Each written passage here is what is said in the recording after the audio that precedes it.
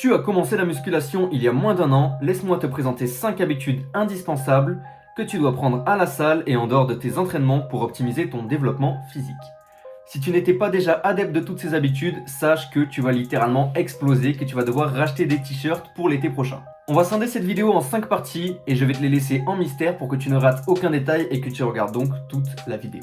Tu t'en doutes, j'ai bien évidemment testé ces habitudes sur mon physique, ce qui a fait que j'ai doublé mes perfs et doublé aussi mon physique presque puisque j'ai pris 12 kilos en moins d'un an. Petit disclaimer, je précise que cette vidéo s'adresse à toute personne qui fait de la musculation depuis moins d'un an ou toute personne qui en fait depuis moins de 2 ans et qui a pas trop de conseils mais qui a surtout entre 14 et 68 ans. On s'en moque. Tous les conseils sont bons à prendre dans cette vidéo et c'est très important de les écouter jusqu'au bout. Pour pouvoir être efficace lors de tes séances, il faut que tu aies une bonne récupération musculaire. On est d'accord jusque là? Cette récupération musculaire se fait majoritairement par 2 facteurs, le sommeil et la nutrition. Ton sommeil doit donc être calibré et calculé, n'agis pas au hasard si tu veux avoir des résultats hasardeux. Ça paraît logique aussi. Pour la quantité, il est important de respecter ta fourchette optimale. Je te mets la photo à l'écran, ça peut être 7h30, ça peut être 9h, tout dépend de ta condition. Teste les choses et vois quand tu es en forme. N'oublie pas que lorsque tu vas enchaîner avec une grosse journée, il est très important que tu aies une grosse nuit avant et après. Mais ce que je peux te conseiller, c'est de te focus surtout sur la qualité de ton sommeil. Et pour ça, il faut que tu dormes tous les jours à la même heure. Je sais, c'est pas du tout évident. Il y en a qui ont des travails qui ne le permettent pas, mais écoute-moi. Tu dois te fixer un rythme de sommeil. Il doit être le même tous les jours, même le week-end. Quasiment. Allez, on peut accorder une heure de rap. Pour ma part, mon rythme est simple et concis et il modifie à peine le week-end. C'est que toute la semaine, du lundi au vendredi ou du samedi si je travaille le samedi, je me couche à 23h30 et je me lève à 8h. Je sais bien que vous n'avez pas tous la chance de faire comme moi. Essayez d'avoir au minimum 7h30 de sommeil. Et ça avec des horaires fixes. Ça peut être 22h à 5h30, ça peut être 23h à 6h30, c'est vous qui voyez. De mon côté, je fais 23h30 à 8h tous les jours et donc le week-end j'adapte. Je peux me coucher jusqu'à minuit, minuit et demi et me lever à 9h. Essaye de respecter ce rythme-là et tu verras que tu auras beaucoup plus d'énergie pour le reste de ta journée et surtout pour ta séance qui souvent est en fin de journée. Pour optimiser cette caractéristique au maximum, je te conseille de dormir le plus dans le noir possible. Donc achète un masque si ça ne te gêne pas, ferme les volets au max, évite les petites lumières qu'il y a dans la chambre, les petites veilleuses, tout ça. Si tu as encore besoin de veilleuses à ton grand âge, comment on fait? Et essaye aussi d'avoir le moins de bruit possible. Et ça, je sais que c'est pas évident pour tout le monde, mais essaye. C'est tout ce que je demande. Essaye de réduire. Pour avoir une progression optimale, il faut que tu sois régulier, mais surtout que tu respectes un programme et un rythme d'entraînement. Que ce soit un push-pull legs, un split, un half body, je te laisse décider par toi-même, je n'ai pas les compétences requises pour te former là-dessus, peut-être plus tard. Mais cherche un programme qui est adapté pour toi, teste des choses. Premier point, il est inutile de t'entraîner trop. Je vois plein de gens qui débutent la salle et qui vont 5-6 fois par semaine, ils sont bien motivés pendant un mois, et après, ils arrêtent tout. Et ça, c'est tout à fait normal parce qu'il faut savoir y aller progressif. C'est comme la course à pied. Si tu commences la course à pied, tu ne vas pas être capable de faire 7 km, à part si tu reprends. Si tu commences la salle de sport, ça ne sert à rien de faire 5 ou 6 entraînements par semaine. C'est logique. Entraîne-toi 3 fois par semaine, c'est largement suffisant. Tu peux monter à 4 ou 5 entraînements par semaine si vraiment tu as un emploi du temps qui est libre et tu as beaucoup de temps pour toi. Mais sache que ce n'est pas forcément utile au début de commencer directement à 5 entraînements.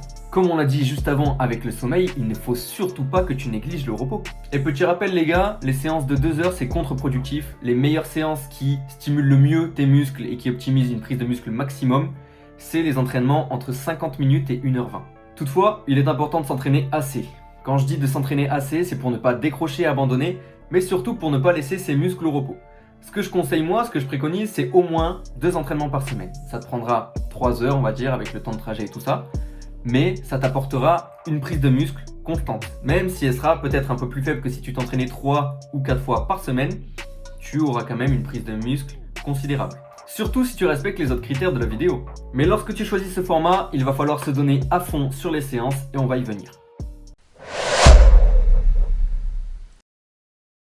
L'équipe, ce point-là est extrêmement important. Combien de fois j'ai vu des mecs aller à la salle et ne pas entraîner les jambes du mois entier?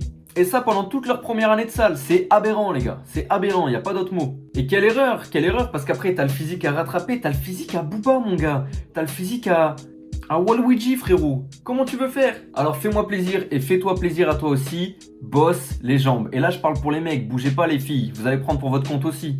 Taffe tes jambes au moins une fois par semaine. Si tu fais que 3 exercices, c'est déjà très bien. C'est le strict minimum. Après, oui, on est d'accord, tu vas avoir des courbatures de zinzin.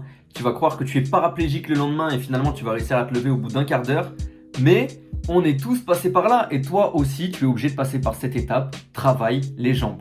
En plus, tu sais quoi, tu vas travailler le mental par la même occasion parce que les jambes, à part les abdos, il n'y a rien de pire pour la tête. Les filles, je vous ai pas oublié, vous inquiétez pas, travaillez le haut du corps.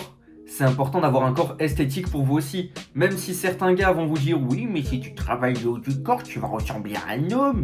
Je te dis pas de te la tuer au bench 3 fois par semaine. Je te dis juste qu'une séance sur 2, ça t'apportera du bien, de l'équilibre et en plus, tu vas gagner de la force pour le bas du corps parce que pour les mouvements du bas du corps, tu as souvent besoin de ton dos, tu as besoin de tes bras, tu as besoin de tes épaules.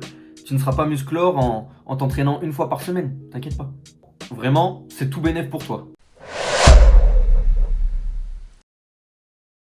On arrive là sur le point le plus important de la vidéo à mes yeux. Je sais pertinemment que tous les jours tu vois des nouveaux exercices ou des variantes sur TikTok et ça te rend fou.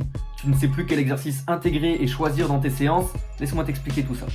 Je vais juste boire mon petit biberon avant.